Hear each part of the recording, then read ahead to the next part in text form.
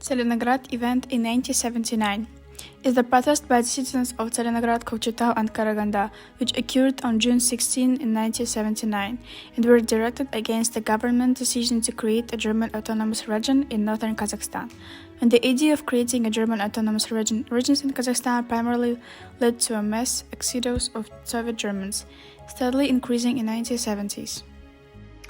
On the eve of creation autonomous entity for the Germans, the Tselinograd events took place. The negative attitude towards the granting the autonomy for the Germans quickly spread among the population. Leaflets cut red in the city calling for a protest rally, and the issue were discussed at the enterprises.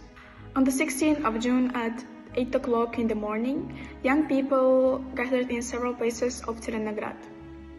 After passing through the city with demonstration, they united on Lenin Square in front of the regional parties commit. Later, the number of participants increased to several thousand people, in addition to students, elderly people, and veterans of the war with the orders joined the movement. In the passion of the rally, the first secretary of regional party commit, Morozov, appears in front of the people gathered on the square and announced that the autonomy creation had been cancelled.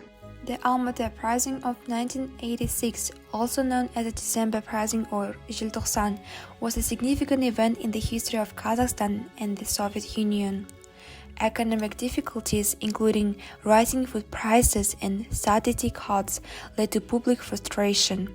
Kazakh nationalists felt marginalized by ethnic discrimination and desired more autonomy.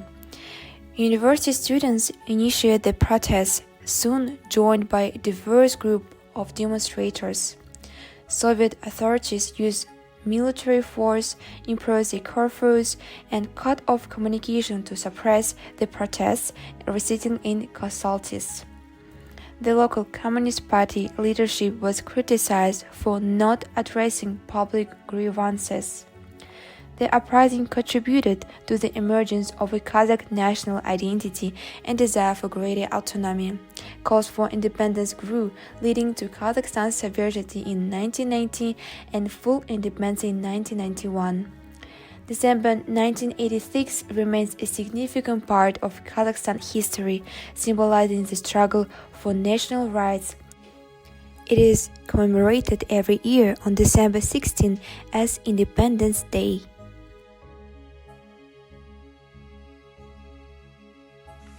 The exact number of people who was killed or injured is still unknown, but according to official data, was killed 2 people.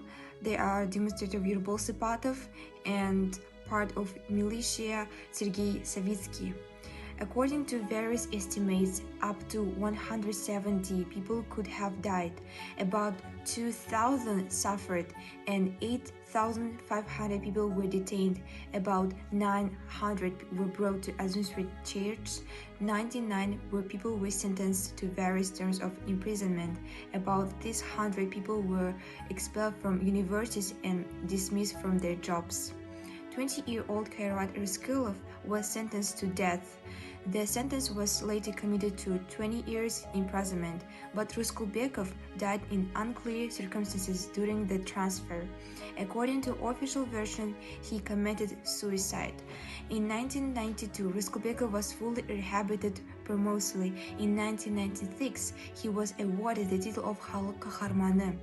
The Soviet authorities initially called the protests nationalist, and there were also stories that demonstrators were drunk under the influence of drugs, but information was not confirmed. So moving on to the analysis of these 2 events, they both started because of the students and later the other people joined. And secondly, the people's dissatisfaction is mostly was owing to the governmental authorities. And lastly, the common thing is that they both represented the desire of the Kazakh people for independence and the right to vote. In terms of the differences, obviously it occurred in different years and cities. And secondly, in speaking of the consequences, in Tselinograd everything ended peacefully, but in Almaty there were unfortunately injuries and deaths. And lastly, the movement of protesters from Tselinograd was hurt and autonomy was not opened. But however, in Alma-Ata, the protesters were suppressed. And to summarize our video, the Tselinograd event and the uprisings in Alma-Ata provided a really valuable insights into the history of Kazakhstan. And by studying those historical events, we gained a deeper appreciation for the forces that have shaped Kazakhstan and our people.